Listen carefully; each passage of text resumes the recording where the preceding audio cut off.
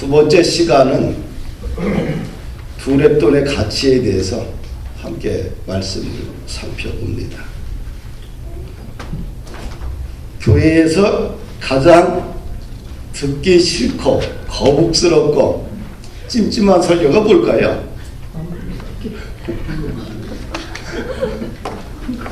헌금, 그쵸? 근데 목사님들도 불편해해요. 혹시나 이 헌금 설교 듣고 상처받거나 시험에 빠질까봐 걱정도 합니다. 그런데 이 성경을 보게 되면 다 물질과 관계가 있어요.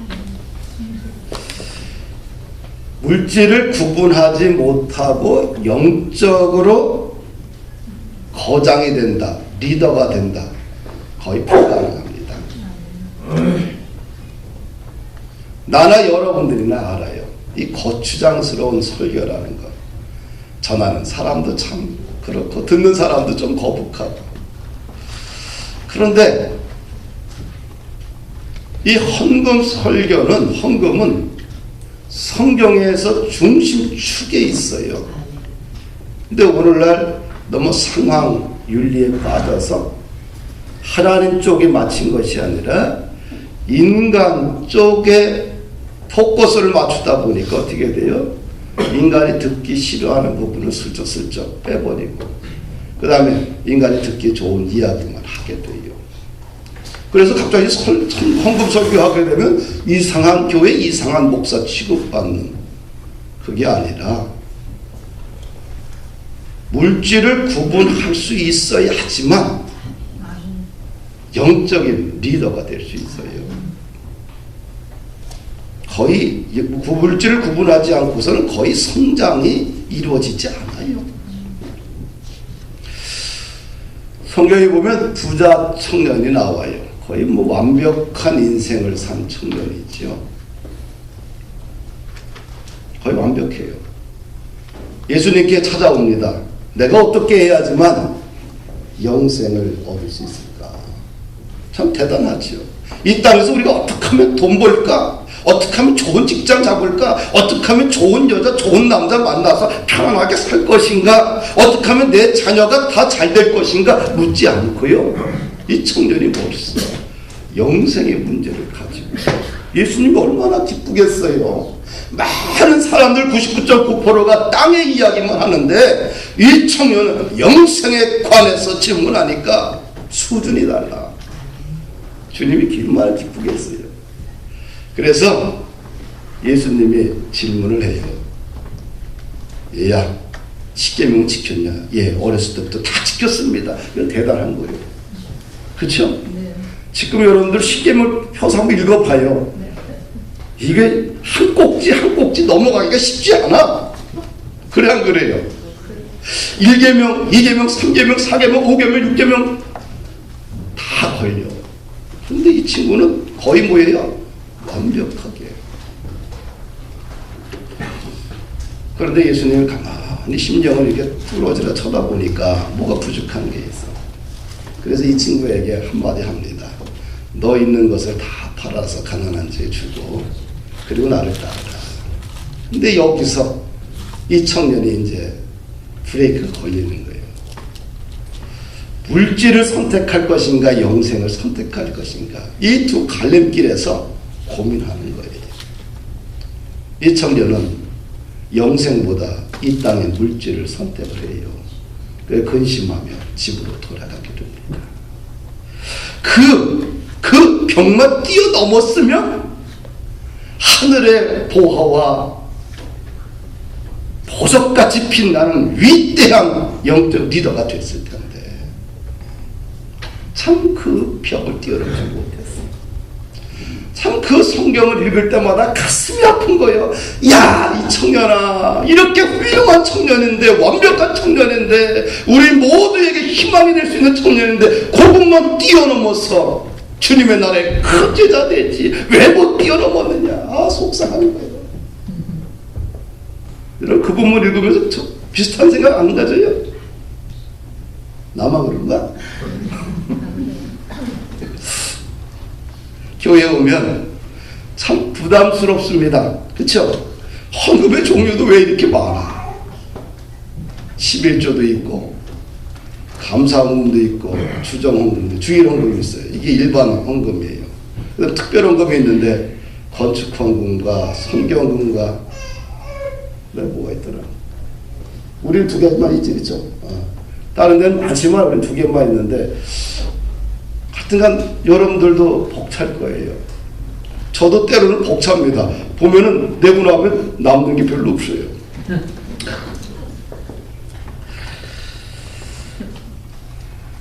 참 부담스럽게 다가올 것입니다.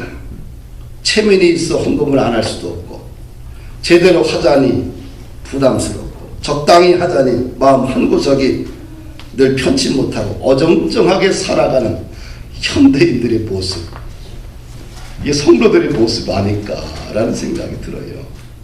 그렇죠? 안 그래요? 그러니까 중간을 가려니까 얼마나 힘들어. 안 하면 안 하든지 하면 하든지 확실히 하면 편안한데 이게 중간으로 살기가 어려운 거예요. 이 참 에너지도 많이 낭비되면서 지칠 때는 지쳐요.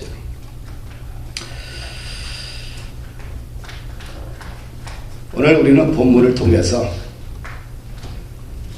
이 중간 지대로 살아가거나 물질을 인생의 삶의 좌우명으로 살아가는 사람들에게 새로운 가치관의 변화, 성경의 거룩한 주제를 다시 한번 붙들기를 축복합니다.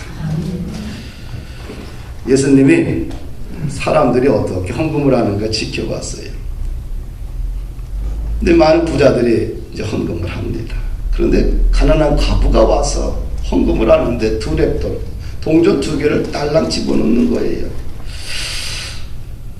그러면서 제자들에게 이런 얘기를 해요. 내가 진실로 너에게 말하는데 이 가난한 과부가 가장 많이 헌금을 했다.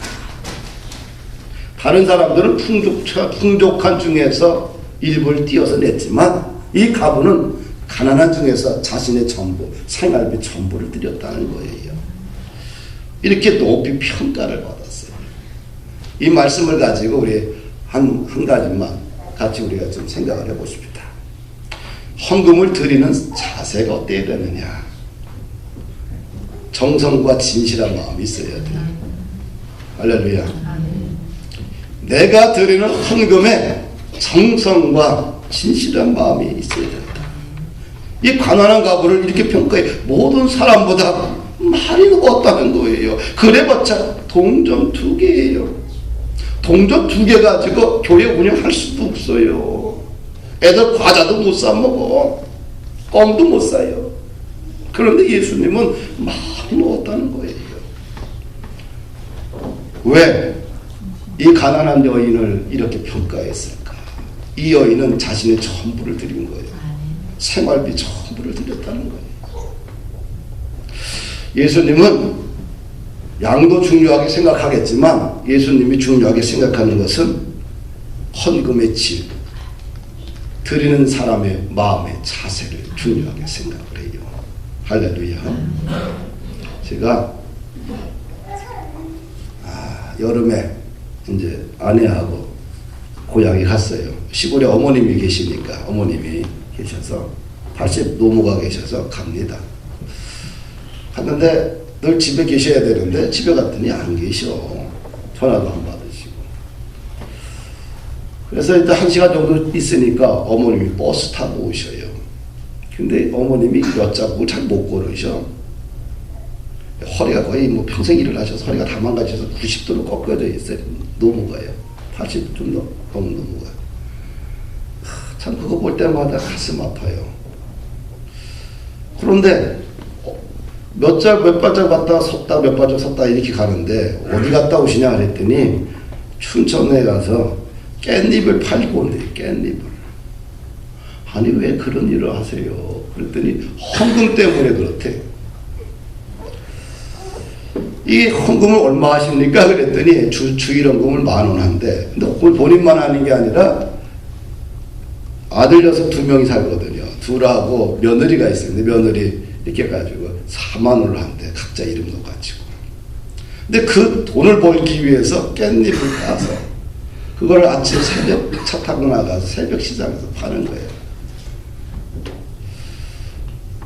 그 얘기 듣고서 몇 발짝 걸지도 못하잖아요. 또 몸이 다 망가져서 부풀어져 있잖아, 허리가요. 근데 출전까지 버스를 타고 다니는 거예요. 속이 우라통이 터지는 거예요. 우라통 터진다는 거 알아요? 속이 뒤집어지는 거야. 그러면서도 가슴이 너무 아픈 거예요. 아프면서 그러면서 한쪽에는 감동도 되지만 감동보다 너무 가슴이 아픈 거예요. 헌금하기 위해서 깻잎밭에 가서 깨를 따가지고 묶어가지고 시장에 갖다 팔고 그걸 가지고 헌금하고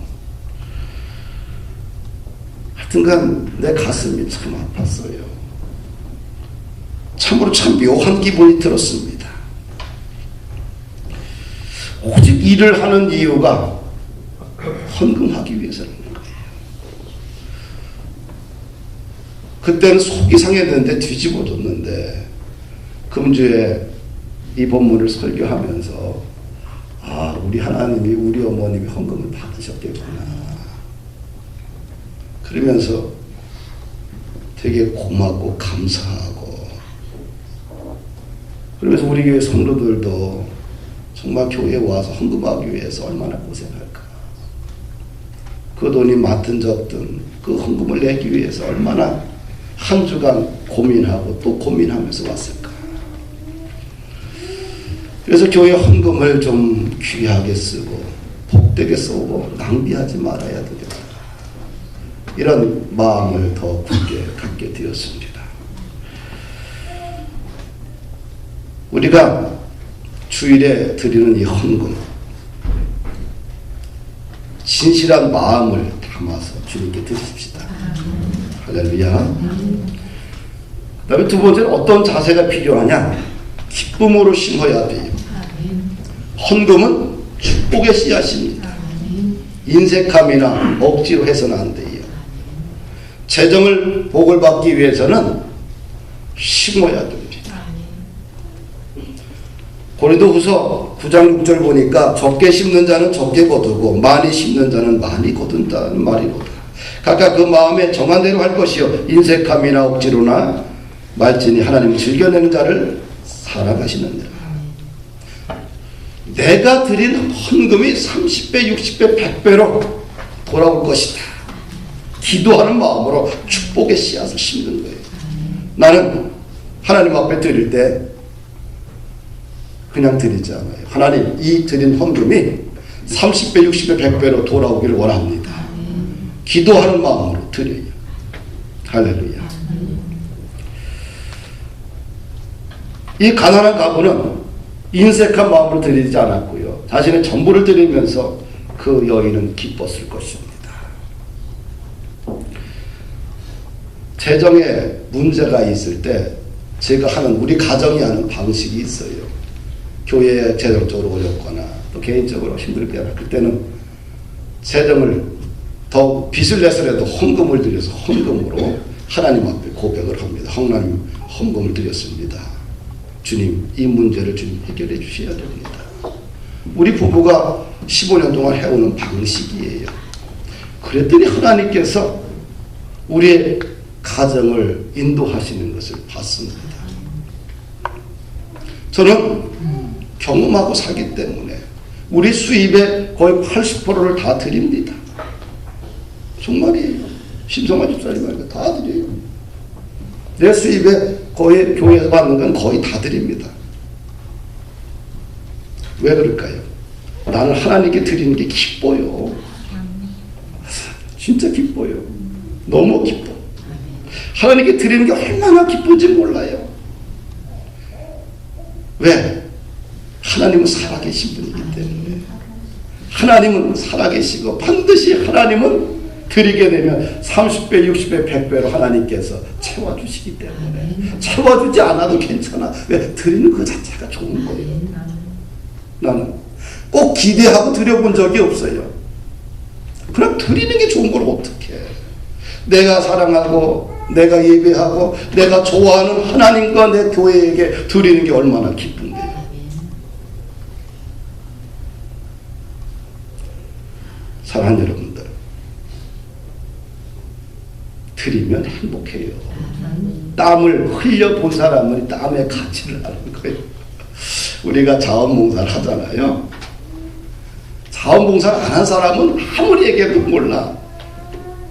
내 자원봉사는 내 시간을 드리고 물질을 드리고 내 재능을 드리고 내 땀방울 드려요. 그런데 하고 나면 어때요? 오히려 내 속이 더 기뻐요. 안 해본 사람은 그 의미를 몰라.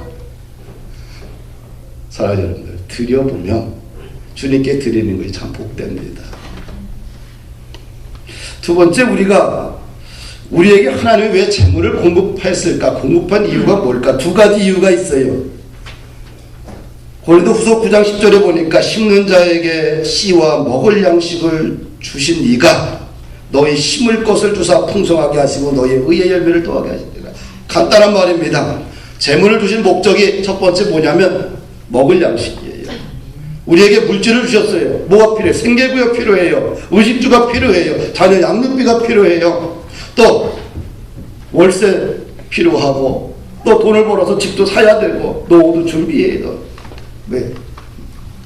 이런 먹을 양식을 주셨어요. 쓰는 겁니다. 그럼 이 먹을 양식을 어떻게 사용해야 되느냐? 하나님이 나에게 주신 이 먹을 양식을, 이 물질을 어떻게 사용해야 되느냐? 성경적인 원리는 절제와 자족입니다. 할렐루야. 많이 벌든 적게 벌든 절제와 자족의 삶이 이게 성경적인 물질 사용의 원리입니다. 과소비를 하게 되면 어떻게 될까요? 빚지게 되죠. 빚의 노예가 되게 됩니다. 너무 고린자비처럼 살아도 덕이 되지 않습니다. 두 번째, 재물을 주신 목적이 뭐냐면 씨앗입니다. 의로운 열매를 맺기 위해서 씨앗으로 주셨어요. 할렐루야. 우리의 재물을 통하여서 하나님의 나라가 확장되어야 됩니다. 선교, 교육, 구제 다 뭐가 필요해요? 뭐가 필요해요? 물질 필요해요. 물질 없이 어떻게 선교가 되고, 또 물질이 없이 어떻게 교육이 되고, 물질이 없이 어떻게 구제가 되고, 물질이 없이 어떻게 전도가 됩니까? 물질이 없이 어떻게 의료봉사가 되고, 안 되는 거예요. 우리 교회가 국제학교를 합니다. 돈 벌려고 하는 게 아니라요, 지역사회를 섬기기 위해서 하는 거예요. 아주 저렴하게 받아요. 일반 학원에 한 과목 정도 수준으로 받습니다. 왜냐하면 다음 세대를 양육하기 위해서 하는 겁니다. 우리가 지역사회를 무엇으로 섬길 것인가 고민하다가 교육으로 섬기자. 많은 사람들이 흑수저, 계급, 수저계급론에 빠져 있는데 개천에서 용 안 난다고 이야기하는데, 사회 변두리에서는 지도자가 안 나온다고 이야기하는데 무슨 말이냐. 성경에 보니까 다윗도 변두리 인생이었고 모세도 변두리에서 40년 동안 고생하다가 지도자가 됐고요. 또 느헤미야도 바벨론에 포로 잡혀간 아버지 밑에 자란 변두리 인생이 지도자가 됐고요. 또 하나님 예수님을 낳으신 아버지 요셉, 육신의 아버지 요셉도 변두리 인생이었고 다 변두리 인생들이었어요. 변두리 인생에서도 역사의 지도자가 나오는 거예요. 그들을 그러면 그려 놔두면 되느냐? 교육을 시켜야지 인생이 되는 거예요. 사랑하는 여러분들, 교육하기 위해서는 돈이 많이 필요해요. 그래서 선생님들에게 많은 돈을 줘야지 좋은 선생을 더 구하게 되고, 또 그 아이들이 또 혜택을 누리게 되죠. 그래서 여러분들이 좀 기도하시면서 장학금 좀 내세요. 장학금. 이거 하는데 3천만 원을 투자를 했는데 내가 너무 잘한 것 같아. 너무 고마운 것 같아. 이들이 교회에 와서 찬양하고 예배 드리고 뛰어노는 그 모습만 봐도 나는 너무 행복해요. 교회가 교회로서의 역할을 이제 조금 해가는구나. 그래서 참 감사해요. 교회가 뭡니까? 헌금 걷어서 우리끼리 나눠 먹고 쓰고 자주 하시는 음식 먹고 다 소비하는 게 교회가 아니에요. 교회는 우리를 위해서는 절제를 하고 이웃을 위해서는 마음껏 손을 펴서 그들 돕고 그들 섬겨주는 게 교회예요. 안 그러면 교회가 필요 없는 거죠. 무슨 교회가 필요해요? 사랑하는 여러분들, 세상에서 사람을 세우는 것이 가장 복된 일이요. 사람을 키우는 것보다 아름다운 일, 남는 장사가 없어요. 국제학교 잘 키워야 돼요. 또 본국제신학교 해외에 7개가 운영되고 있는데 얼마나 잘 커가는지 몰라요. 다 돈이 필요해요. 금년도에도 벌써 3권의 책이 번역이 됐어. 1월 달에 또 신약교는 구약교는 책이 출판이 돼요. 중국어로. 쉬운 작업이 아니에요. 번역팀을 운영을 해야죠. 돈이 많이 들어가요. 그래서 한 450명의 학생들이 중국의 전역에서 공부하고 있어요. 뜨겁습니다. 사랑하는 여러분들, 과부의 두렵던 헌금이 기적을 만들어내는 거예요. 축복의 모든 씨앗 다 먹어버리면 안 돼요. 생계비로 주셨고 먹을 양식을 주셨고 나머지는 씨앗이에요. 씨앗은 이게 축복의 씨앗인데 하나님 나라의 의로운 씨앗으로 드려져야 돼요. 할렐루야. 농부가 농사를 짓고 나면 그 다음에 가장 좋은 것은 씨앗은 어떻게 돼요? 바로 저장을 둬요. 나머지 가지고 어떻게 돼요? 먹을 양식을 쓰고 그 다음에 또 팔아서 또 생계비를 쓰고 그래요. 아무리 춘궁기가 다가왔다 할지라도 씨앗을 먹는 사람은 없어요. 씨앗을 먹으면 그 다음에 농사를 먹죠. 사랑하는 여러분들, 축복의 씨앗, 이 축복의 씨앗은 하나님의 나라를 위해서 드려져야 돼요. 할렐루야. 아멘. 그럴 때 그 씨앗을 통해서 한국이라는 공동체가 살아나고요. 더 나아가 또 세계 열방의 공동체가 살아나는 거예요. 세 번째, 가장 부담스러운 얘기 또 하나 하십시다. 뭐 경직될 거 없어요. 이 웃어보십시다. 옆 사람 얼굴 보고 우리 못 받기 위해서 하는 거예요. 웃읍시다. 11조는 부담스러운 짐인가 아니면 축복의 비밀 창구인가? 여러분 어떻게 생각하세요? 부담스러운 짐인가 축복의 비밀 창구인가? 크게 이건 크게 하십시다. 시작. 축복의 비밀 창구입니다. 역시 본푸른교회 성도들은 역시 치기 틀려. 감사합니다. 그렇게 생각해 주시니 감사해요.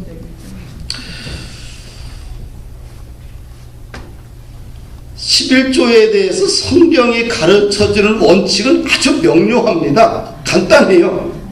11조는 축복의 씨앗이라고 그래요. 왜 11조를 하나님께 드려야 되느냐? 말라기 3장 10절 이하를 보게 되면 하나님은 분명하게 그 원칙을 제시합니다. 너는 마땅히 매년 토지 소산의 11조를 드릴 것이며 네 하나님 여호와 곧 여호와께서 그의 이름을 두시고 택하신 곳에서 네 곡식과 포도주와 기름의 11조를 먹으며 또 네 소와 등등등등 말씀하고 있어요. 11조를 하나님이 명령하셨다는 거예요. 토지의 소산의 11조를 드리라고 말씀해 주셨어요. 또 하나님이 11조를 먹는다고 말씀하셨어요. 또 우리 모든 수고의 첫 열매를 먹는다고 말씀하셨고요. 그래서 11조를 통해서 하나님의 경외를 항상 배우라고 말씀해 주고 있는 거예요. 성경의 23절 말씀을, 신명기 14장 23절 말씀을 이렇게 다른 성경 리붕 바이블에서는 이렇게 해석을 해요. 11조의 목적은 너에게 항상 하나님을 삶의 첫 자리에 두도록 가르치기 위한 것이다. 세상은 돈을 첫 번째 자리에 두지만, 그러나 하나님 나라의 질서는 언제나 하나님을 첫 자리에 두는 것입니다. 그 11조를 드리는 것은 나는 내 인생의 첫 번째 자리를 하나님께 두겠습니다는 신앙의 고백이에요. 할렐루야. 그리고 11조를 드릴 때 말라기 3장 10절 이하를 보게 되면 온전한 11조를 드리라고 해요. 재정에 복을 받기 위해서는 반드시 온전한 11조 생활을 해야 됩니다. 그러면 하나님께서 그 재정에 반드시 복을 주셔요. 나는 11조 생활을 못하는 분들이 신앙이 성장하는 것을 못 봤어요. 진짜예요. 그리고 그분들이 교회에 심겨지는 것을 못 봤어요.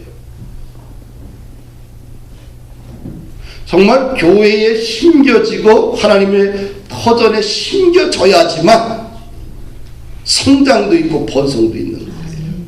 할렐루야. 심겨지지 않고서는 번성과 성장이 일어나지 않아요. 근데 기본적으로 물질에 대한 정확한 이해와 거기에 대한 구분 없이는 심겨지지가 않아요. 말라기 3장 10절 이하 말씀은 우리 신앙의 유산입니다. 지켜야 돼요. 이 말씀을 보게 되면 하나님께서 시험해 보라고 그래요. 한번 11조를 들여봐라. 나를 시험해 봐라. 이 성경에 시험해 보라는 말은 여기밖에 나오지 않았어요. 하나님이 우리 인간을 향해서 나를 시험해 봐. 너가 11조를 드렸을 때 복을 주는지 안 주는지 그럼 나를 시험해 봐라. 한번 주님 앞에 시험해 보십시오. 그러면 온전한 11조를 어디에 드려야 되느냐? 나의 창고, 나의 집에 드리라고 그래요. 이것은 세상 창고가 아니라 천국 창고, 교회에 드리라는 거예요. 할렐루야. 그렇게 되면 하늘문을 열고 복을 주신다고 말씀하고 있어요. 쌓을 곳이 없도록 온전한 11조 생활을 하게 되면 쌓을 곳이 없도록 하나님께서 복을 주시겠다 약속해 주셨어요. 또 말라기 3장 11절 보니까 황충을 막아주겠다고 했어요. 만군의 여호와가 이르노라 내가 너희를 위하여 황충을 금하여 너희 토지 소산을 멸하지 않게 하며 너희 밭에 포도나무의 과실로 기한전에 떨어지지 않게 하리라. 황충은 사탄입니다. 하나님 앞에 온전하게 11조 생활을 하게 되면 일터를 지켜주시겠다는 거예요. 할렐루야. 21세기는 특징이 불확실합니다. 불명확합니다. 불정확합니다. 예측 불가능합니다. 이런 사회 속에서 우리의 일터가 강건하게 세워지기 위해서는 뭐예요? 하나님이 그 일터를 책임져 줘야 돼요. 할렐루야. 하나님이 그 일터를 책임져 주지 아니하면 사단이 와서 먹어버려. 사기꾼들이 와서 흔들어 버려. 사기꾼들은 더 순수해 보이고 더 지혜로워 보여요. 할렐루야. 하나님이 막아주셔야 됩니다. 하나님이 막아주시겠다. 황충을 막아주시겠다 말씀하잖아요. 믿어야 돼요. 말씀은 믿는 겁니다. 그 다음에 온전한 11조를 하게 되면 열방의 사람들로부터 존경을 받는다. 말라기 3장 12절 보니까 너희 땅이 아름다워짐으로 모든 이방인들이 너희를 복되다 하리라. 만군의 여호와의 말이니라. 아, 저 사람 예수 잘 믿고 물질도 구분하고 살더니 하나님이 복을 주셨구나. 어떻게 돼요? 존경받는 대상이 되는 거예요. 이 한국이 예수 잘 믿더니 이 한국이 하나님께 복을 받아서 세계 모든 민족에 뛰어난 민족이 되었구나.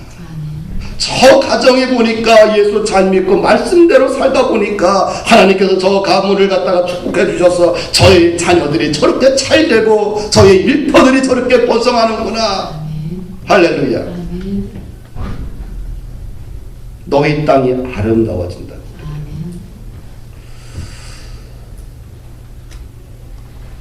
우리는 내 것과 내 것 구분할 수 있어야 돼요.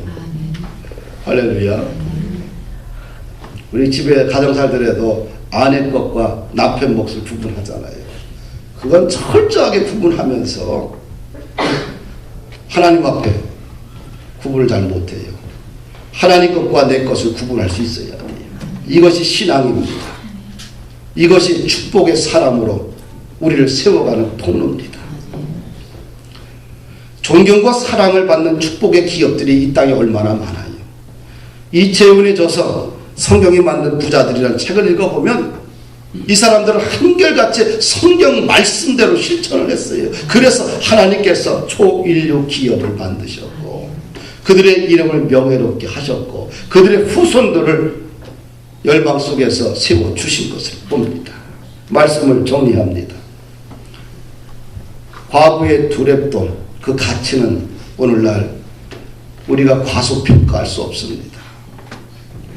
어떤 분들은 많은 물질이 있고 어떤 분들은 없는 분들도 있을 것입니다. 물질을 드릴 때 마음을 드리고 정성을 드려야 됩니다.